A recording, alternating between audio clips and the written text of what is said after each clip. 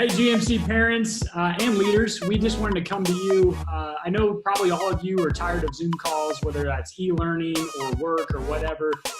But Marcus and I, my friend Marcus and I were talking just about grief and parenting and small group leaders and what that all means in the midst of COVID-19. And we thought this conversation could be really helpful in the midst of all that. But before we jump into that, Marcus, would you just kind of give us a flyby of kind of who you are, where God's taking you, and what is he teaching you kind of right now in the midst of all of this? Yeah, so I am fairly new to GMC. Our family started attending late last year, beginning of this year, but I've served as a pastor for over 2 decades, most of that in youth and family ministry, and did my doctoral work focused in adolescent development. And now I run a nonprofit and continue to teach undergraduate and graduate students online and travel and speak some. But most of all, when it comes to this area, I'm a parent. I'm a parent of 2 teenagers. My son will be 15 in July. My daughter will be 13 here in just 10 days, although she's 35. And so this kind of conversation is just very real to my world. And the education just gives me a vocabulary, really, because it's just as hard for me as a parent. It's different when it's your own kids. But that's one of my passions, is just helping all of us to do better by our kids while keeping our sanity and our value in place. So this is really close to you. Both your students are involved in GSM and family ministry here at Grable. And so this is dear to your heart. And so you got a little skin in the game when it comes to this. You and I were chatting back and forth about grief. I know oftentimes we just have a hard time as human beings to deal with grief, but kind of put this on top of it. You want to kind of dive into the topic of where we're going today and kind of framework it out for us a little bit?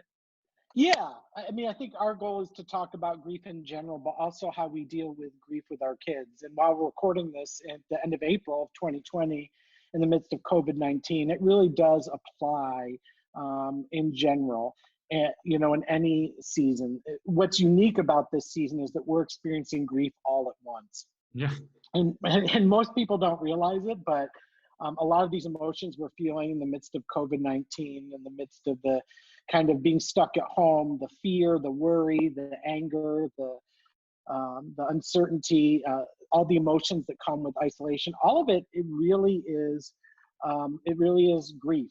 And so we want to kind of frame that, talk about grief, talk about how it goes with our kids, because grief isn't always about losing a person or losing a pet. Grief is any kind of loss, real or perceived. Any kind of change can bring grief. And so change of routine, not being able to go to church, e-learning, worrying about income and jobs, all that brings grief. And so this is the season for the first time in at least 100 years where all of us are experiencing grief at the same time together, not just in the US, around the world. I talk to people from all over the world, and we're all in this. And that's not happened at least in 100 years. So it's a unique thing, but grief is also not unique. Right. Because I mean, when one of us grieves, usually it's like, someone lost an aunt or a grandparent or whatever. What do you say? Like, hey, I'm praying for you. Is there anything I can do for you?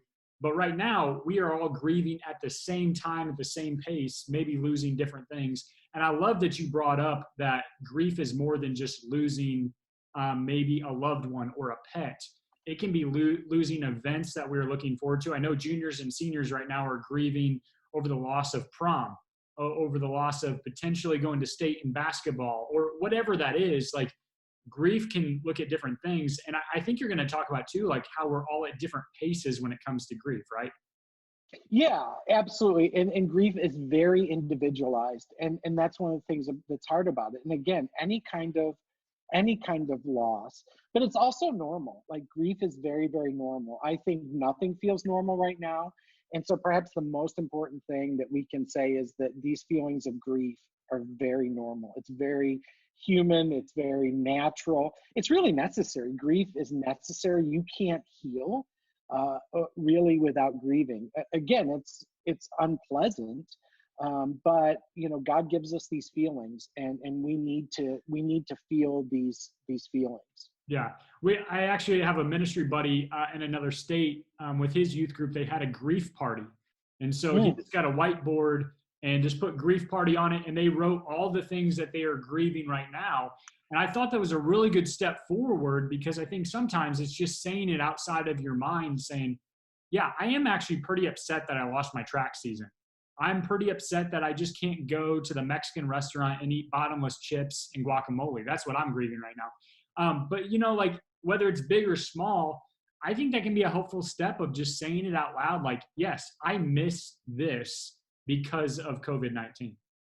Yeah, not only is that a helpful step, it's really the first step, like naming it honestly. Sure. And we don't have to live in that, but we can't move through it without naming it. And when you name it honestly. And I think grief is like driving through a rainstorm, right? You just got to push through. Right. But you still have to name it. But the important thing, especially for those of us who believe in Jesus, believe in the good news of the scripture, of the gospel message, that there's hope, that any grief we face, whether it's COVID-19 or our favorite pet or our track season or our best friend moving away, right, that will not be the end of us, that there is good, there is hope. And again, God gave us these feelings. We're not going to surprise God with any of our anger, any of our hurt, any of our doubt, our frustration, our questions. If I'm saying, God, why? God's not going, I can't believe you just said that. That's not a surprise. Right. He doesn't have a holy huddle with the Trinity and be like, man, I didn't see this one coming. There's no way. I didn't know where this came from. Yeah. You and I talked the other day about kind of the 5 stages of grief. And I know people have written books about it, but I really appreciated your perspective on kind of the 5 stages, or is there 5 stages, and what does that look like? So I want to hear from you. What does that look like? Yeah, that's great. It's really interesting. I listened to a podcast just recently with a man who worked with the author of the 5 stages. And she, she said, she lamented a little bit and said, I almost wish I didn't write them, because what's happened is everyone assumes that they're linear, that they happen in order. And that's a very human, perhaps American mindset, right? All right, stage 1, stage 2, and we want to move through the checklist. I'm a checklist kind of guy. I'm a schedule kind of guy, right? And so we want to move through them, but they're not linear. In fact, and they don't always happen in order. And sometimes they can be happening at the same time. I've had times where in the midst of grieving something, I've had 3 of the 5 stages. And again, you can Google these are pretty common, but I've had 3 of them happening in like 1 hour, right? And so it's really not linear. And grief is really, it's our heart's way of healing. So if I were to cut my arm, right, my body does certain things to heal. Some things I see, some things I don't. Some ways I can help, some ways where I've just got to let it happen. Grief is our heart's way of healing from real or perceived loss. And so what's most difficult, I think, about grief is not the stages or where we're at or naming it, but just letting it happen to us. Sure. And that's really, really hard, because it's counterintuitive, and we don't want to do that as people, certainly as Americans, right? Like we want to have understanding and control, and grief is painful. So we want to get through it as fast as we can, but it doesn't work that way. And some grief never goes away, right? I've worked with a lot of people who've lost a child. You're not, I'm a parent. You're never supposed to experience that, right? We're not supposed to bury our children. That grief will never go away. But there does become a point where it becomes kind of manageable, and that takes time, and you can't rush it or force it. And ultimately, the end game is to find meaning in the grief. And the good news is church and fellow believers and Jesus himself can help us find meaning in grief, that God doesn't cause COVID-19. God doesn't, take people out with cancer, but God will take those bad things and make good of them. Yeah. And so one of those ways is finding the meaning in the grief. And so that's one of the things I've tried to do for me and others in this season is what are some of the good pieces of meaning, some of the good things that God can do in this grief. But sometimes it's just survival, right? Sometimes it's just like I got up and I got dressed, and that's good enough. And that's okay. That's okay. It's a process and it takes time. I'm going to stop you right there, because I think you've said a lot of great things I want to circle back to. One, that we're not in control of this. Like, that's one thing we got to understand. The second thing is, too, it's not, you said it's not linear, but also I think there isn't a block of time that says I'm going to get through the first step or the second step. Like, I think as Americans, we say, okay, we're going to graduate high school, go to college, get married, have kids. You know, there's these stages that people have to go through. And if you're 30 years old and don't have kids yet, people start to question, is there something wrong with you? Or if you don't go to the right college or whatever.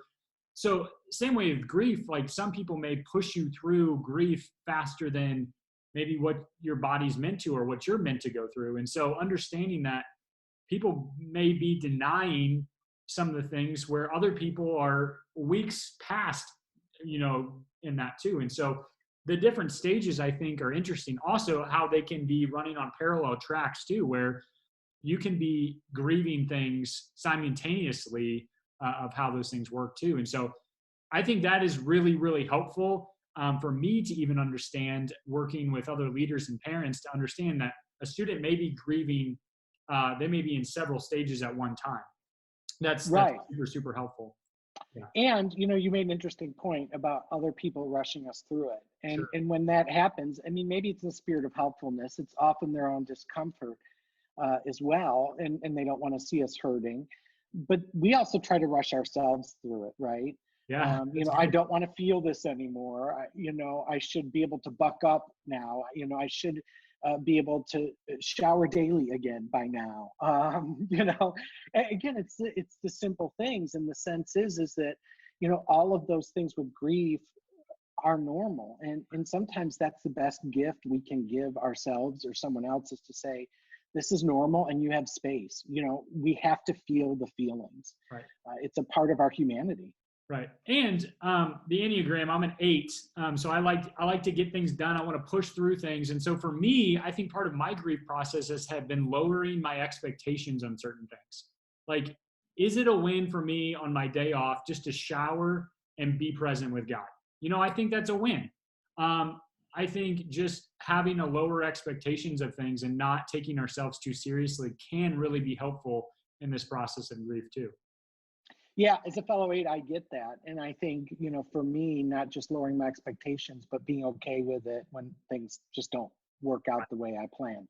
Right. Yeah, yeah. I mean, and again, and that's really hard. And I think it's hard as a parent because you're worried about your kids watching you and stuff and counting on you. But yeah, it's a process, and it's really hard because we've just got to let it play out. And I don't like that. I don't like, I only like waiting when I feel like it. Right. Yeah. So you talked about your kids. How do you, as a parent, begin to deal with grief with your kids? Like, how do you Yeah, work them through that process?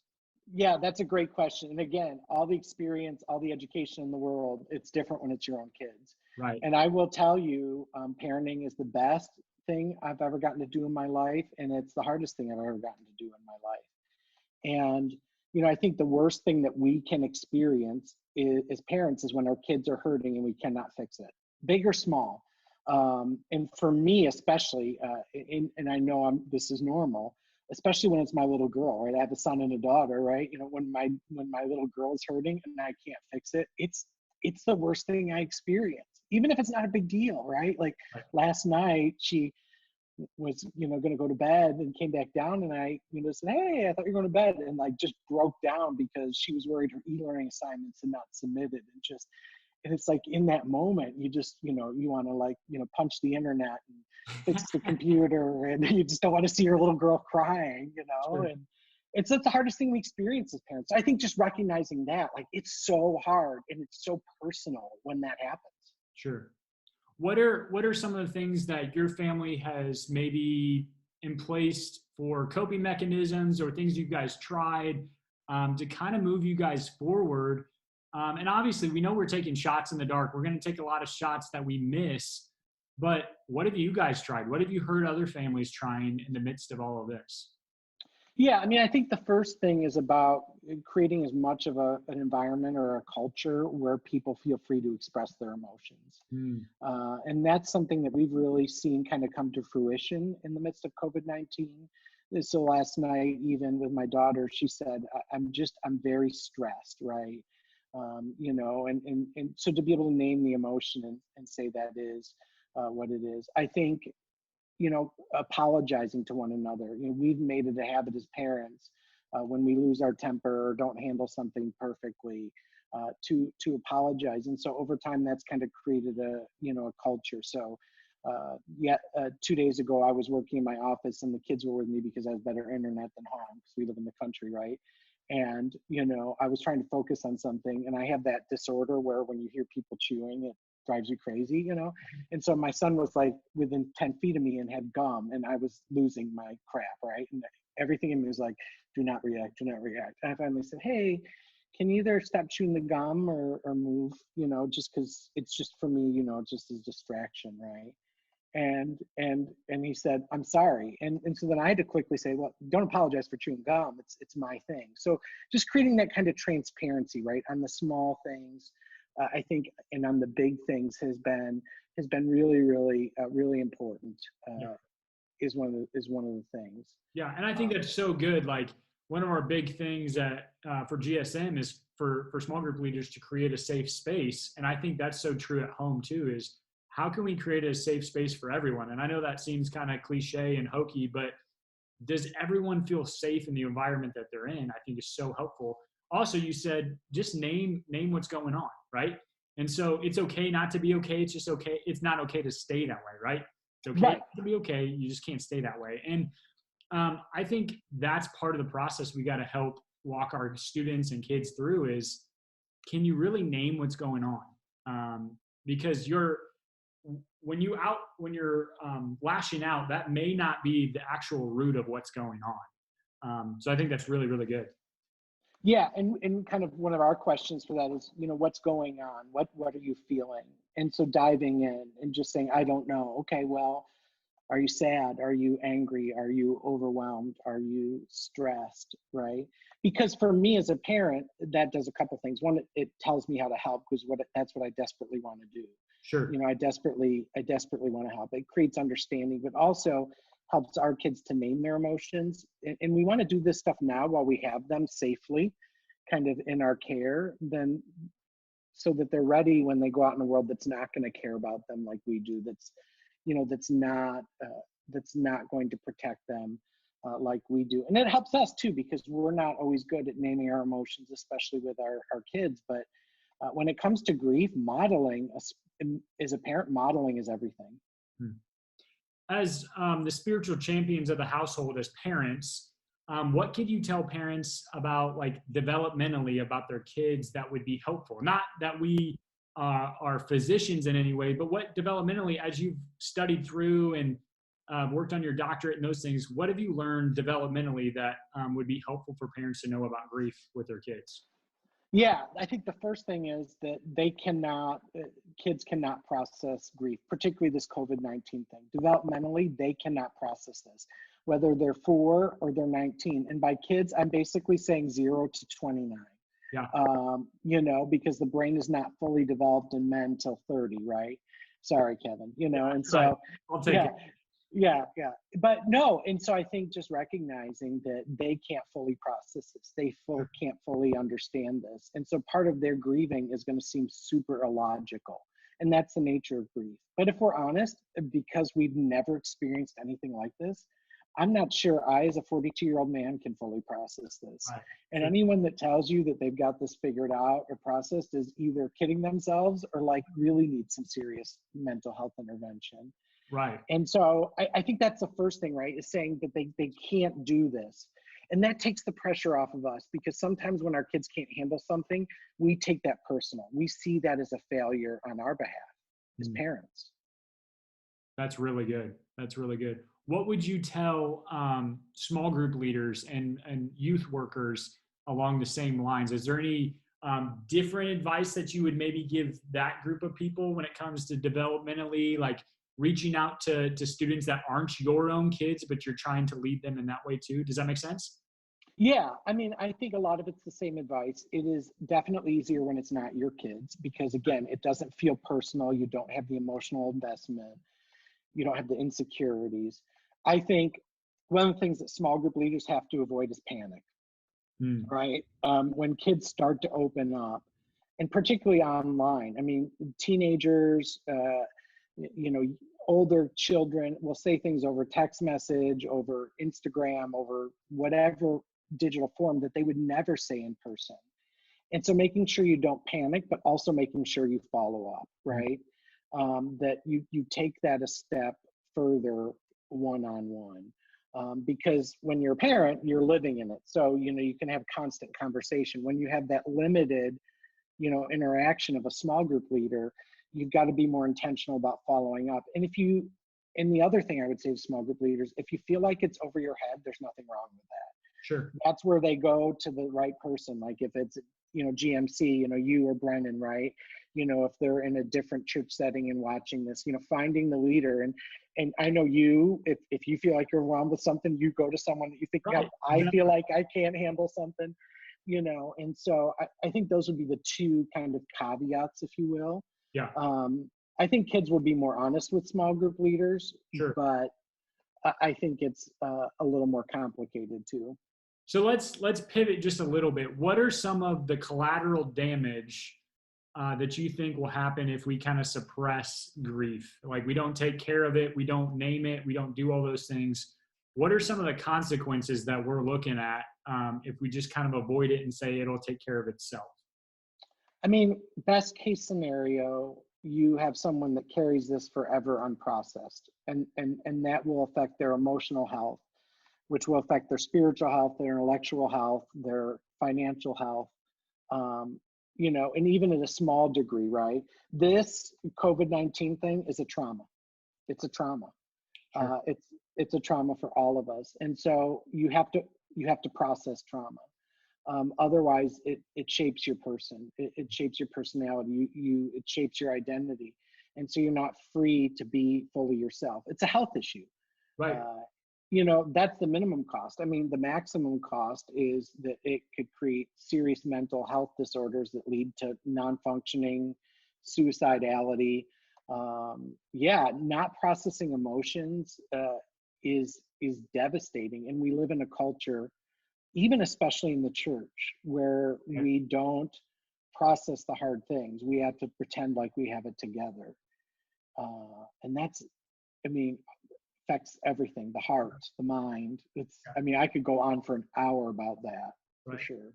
Yeah, if you're listening to this as someone that goes to GMC, just know that we're here for you, but also we've curated resources for you through Speak Hope, where you can get help too. We have plenty of counselors on call. Remedy Live now, sorry, not FM, is available through that too. So we partner with a lot of people that can help with that. Marcus, you were telling me the other day that you used to live in Colorado, and you kind of have this crazy analogy that I think would be really helpful for parents or leaders listening to this. Yeah, so we lived in Colorado for 8 years, and people go, "Why'd you leave?" Yeah, I always said we lived in Lafayette, Indiana, moved to Colorado, and came back here. And I always said if I could take the people from Indiana and put them in Colorado, or the view and the weather from Colorado and put it in Indiana, that'd be my utopia. So we did a lot of driving in the mountains, and I loved that. And I loved that especially when I had new timers, because if I knew the road, I could kind of hug the edge a little bit and scare them, because I'm obnoxious like that. I'm a natural born instigator. And so, but one of the things that, really was important in Colorado was guardrails, right? Because when you're driving the mountain, on the one side, you've got the top of the mountain, the rock, the rest of it. And on the other side, you've got the bottom. And you don't want to go down there. That doesn't turn out well. And so, guardrails were really, really important.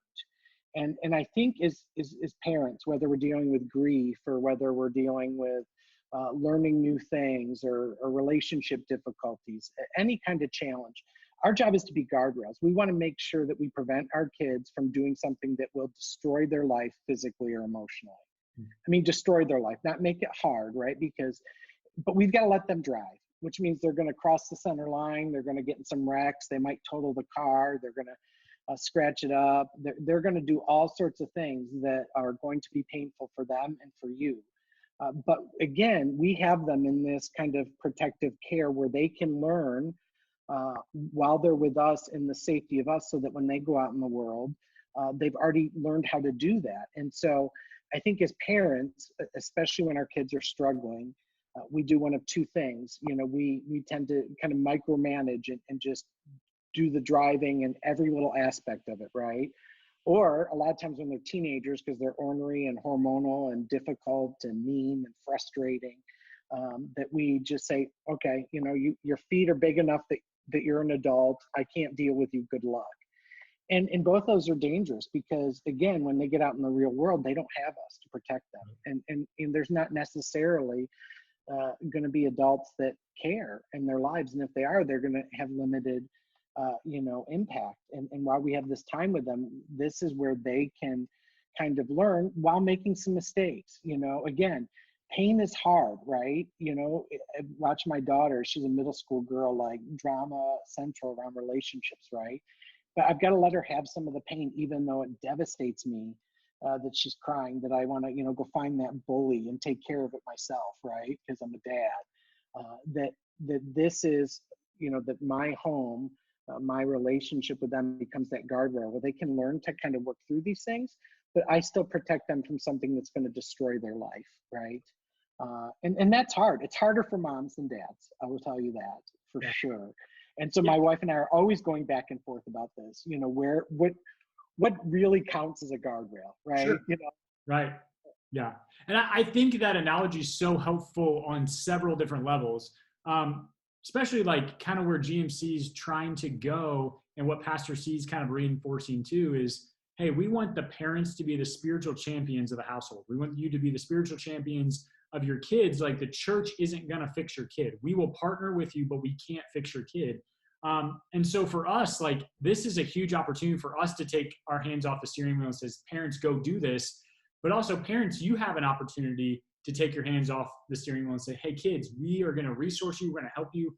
But you have the driver. You got the steering wheel. We're going to let you take this and begin to drive too. And so I think on several levels, that's really, really helpful as an analogy moving forward, is how do we help our students? How do we help our kids begin to own their own faith, begin to ask God really big questions like, God, what are you teaching me right now? Are you speaking to me? And God, what am I supposed to be doing about it right now? And having those tiers being able to help, I think is crucial. So I love that analogy. I think it's really helpful in that manner too. And I think it's, as parents, we've got to give ourselves space and permission that Sure. it's okay to fail as a parent. It's okay if your kid fails, right? And even still, I know better. I'm telling you about this.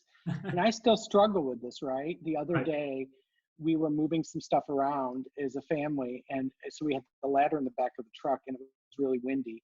And so it blew the lid of my truck up, and it slammed on the top of the truck. And my daughter screamed, and so it scared me. But then I was frustrated because she was upset. And so I reacted like really, really poorly. So then she started crying. Then I was so upset she was crying, and I knew it was my fault, but I didn't want to admit it. So I was getting frustrated with her, and I got that death look from my wife, right?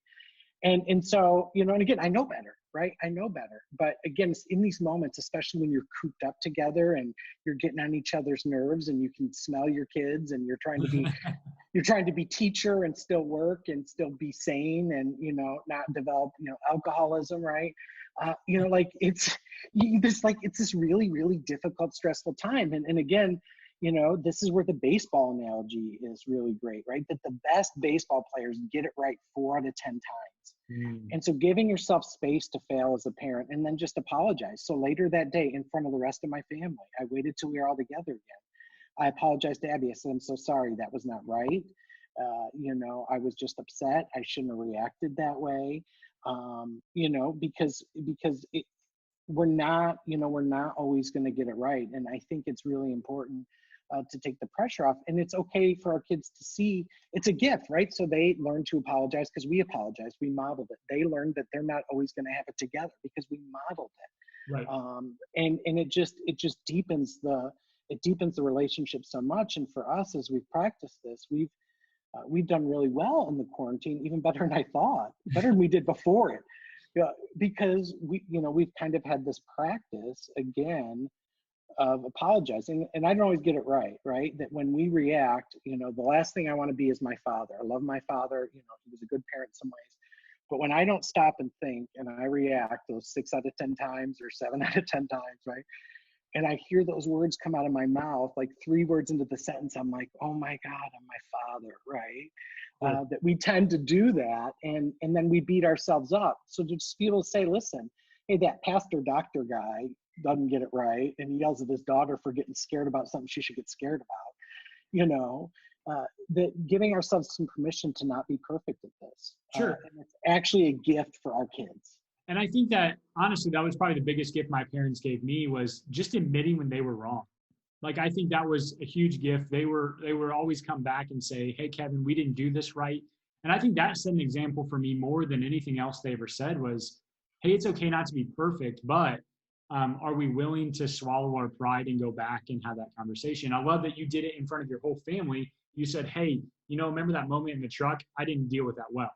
Like making sure everyone in your tribe knows, "Hey, I'm not perfect at this. Like we're all going to screw up." I think that that's really, really helpful for sure. Yeah, and it passes on. We make our kids work like a couple hours a week in the midst of this just to get them off screen and, Yeah. get some physical labor and get some stuff done on the house. And my son was doing the male angsty sigh, and I like lost it, right? I'd had enough. Right? And before I could even apologize, he said, "Hey, I'm sorry. I just realized about myself. I wasn't sighing because I was annoyed. I just tend to sigh. And I didn't realize how that came across." Well, he's 14, right? And so I'm going, this is awesome. This is awesome because there's like 50-year-olds and 60-year-olds that I don't can't get do that, that. right? Right. Right. And so, I mean, it's not easy and you're never going to nail it, but there become these gifts. And I'm like, he's more mature at 14 than I was at 30. That's awesome. I think all this has been really, really good. If you could just kind of set something on a mantle that would be maybe a mantra or something that people could kind of repeat over and over again, I believe the more simple we can make things, the easier they are to begin to implement. Um, because oftentimes when I listen to a podcast or I listen to a video, I'll take one thing away and be like, that's what I need to do. Because that's really all my brain can take. I'm a simple person like that.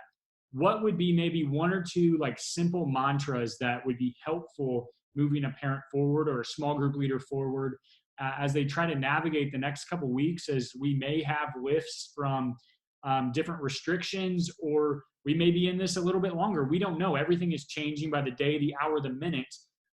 What would be helpful? What was helpful for your family? Some things that we can repeat to ourselves over and over again and be like, "Oh yeah, that's a good reminder." I mean, I think of three. So one is, give yourself and those around you permission to feel and grieve, permission and space to feel and grieve. Um, I think that's the first thing and probably the most important thing. Second, I'll steal from Frozen 2 unapologetically. It's became profound in hindsight, but in the movie, and there's a song to this effect, but in the movie, one of the characters says, "What do I do when I don't know what the future holds?" Mm. And the other character said, "You just do the next right thing." Wow, that's actually And I, very good. yeah, and I was in a season of transition when I watched it, and like my whole family stopped and we actually looked at each other. We had like this moment, right? And I listen to the song every day now to remind myself, especially in the season. So like here I am, this 42-year-old dude, like listening to Frozen 2, right? Even as a Disney lover, it's a little weird. I love it. And So yeah, so I think secondly, it's about, just recognizing how do we do the next right thing? that's good. And that just has to be enough right now. Mm. And so that's the second thing. I think the third thing is the most, is most important is followers of Jesus. That to recognize that Jesus is with us, especially in our darkest times. Wow. That I did a funeral a little over 2 years ago for a high schooler lost to suicide, and I didn't know the family. They didn't have a church connection, and the father asked me a lot of questions about whether his son was in heaven or not. I mean, this is heartbreaking stuff, really, as a dad, and about this, because it was probably a medical thing, very unexpected thing. And one of the things I said to him is, I said, Jesus is with us always, but especially in our darkest moments. And I said, I can't think of a darker moment than when you're about to take your own life. And so I know that Jesus was with your son in this. Mm. Uh, and and and he said, do you mean that? Do you really mean that Jesus was with my son in this? And I said, I can't tell you a lot for certain, but that I can tell you. And it was just this profound moment I'll never forget. You know, he literally collapsed on the floor. And so just recognizing, even in the darkest times, the most uncertain times, that Jesus is with us. I don't always remember that. And I a doctorate in ministry, right? And I don't always remember that. And so the beauty of family and the beauty of church is that we can remind each other when we don't have the strength to remember that. So those are the three things I would say. You know, give each other and yourself space and permission to grieve and to feel. Just do the next right thing, and know and trust that Jesus is with us, especially in our darkest times. We are never alone. Yeah, I resonate with all three of those. And I think they're so timely too. Brennan and I were closing up this series called Jesus Is, and tonight we're talking about Jesus is close, Jesus is near. And I think it's just so timely. I think that's maybe what God is just pressing on our hearts, even as a faith community, is we got to remind ourselves, even you got a doctorate or whatever, you know, you still got to be reminded of that simple truth that Jesus is close. Like, we can read the Bible our whole life and still forget how close of a God he truly is and wants to be in our lives. I think that's so good. Is there any other closing thoughts that you think would be helpful as we kind of wrap this thing up here? You know, just as you were talking, it's like I'm just reminded, even just little post-Easter, if Jesus conquered death, he can conquer COVID-19, he can conquer our job loss. You know, it doesn't feel like it in the moment, right? You know, we're in the eye of the storm. No, I just think it's really important. You know, one of the things as somebody who served in churches and consults with churches is that being a part of Grable is a gift, because it's just a wonderful, healthy community that gets emotional and mental health. And so I would just encourage people the GMC folks, to leverage on you, to leverage on Brennan, leverage on the other staff. I know you guys know you're really good at pointing people to other resources. Leverage on those strengths. You know, I love being a part of this church, and I'm glad to help any of our families as well. So, you know, I told my son when he was having a chemistry meltdown, an e-learning chemistry meltdown, he didn't ask for help. And I looked at him and just said, listen, we're going to help you ask for help. That was one of the gifts in e-learning. And he did. He reached out to the teacher, and our friend who came over to pick up some honey yesterday is a chemist. And so he asked him some things. And I said, but, you know, there's strength in asking for help. And so just know, I ask for help. Kevin asks for help. Pastor C asks for help. I guarantee it. I know it. And so just don't be afraid to ask for help, because those around you, if they can't help you, especially folks connected to GMC, they'll point you to someone who can. Right. We're not. It's not just that Jesus is with us. You've got a church and a family and a community with you. That's awesome. So if there's someone watching this and said, hey, you know what Marcus said, that was really helpful. Is there a way that someone could, you know, ask a follow-up question to you, whether that's an email or some outlet that they could maybe connect with you? Is there any way that they could connect? Yeah, I mean, I keep a professional website. It's RevDrOrange, and so .com, and so people can reach out to me there. And certainly, you know how to get a hold of me, and you have my permission to give people my, you know, my email and cell phone number. And I'm easy to stalk on the internet, really easy to stalk on the internet. But yeah, don't hesitate, because I'm a big boy. If it's something I can't handle or something that, you know, I've got to wait to do, I can do that. But I'd rather somebody ask. And so, yeah, I know you're the same way. It's a joy and an honor to be asked to help. So, you know, sometimes people don't ask their pastors. You know, Brennan, Pastor C, others, Amy, they don't ask because, oh, they're too busy. Oh, people have bigger problems. Well, maybe that's true. But again, we're in this together. Let them decide. Right. You know, let Marcus decide, let Kevin decide, let Pastor C decide if they can't handle it. So please do it. You know, if the roles were reversed, right? So again, I just can't, you know, that's the gift of the church. That's why we do church, is because we need each other. That's why we don't just get on our little Zoom all the time, right? Why we're ready to be back, because we need each other. That's really good. Yeah, as we sign off here, if this has been helpful to you, go ahead and comment wherever you found this video. Shoot me an email at kevin@grablemc.org. We're hoping to maybe do a part 2 if this has been helpful to you. and just kind of talking through what does it look like to parent in COVID-19, but also just parenting.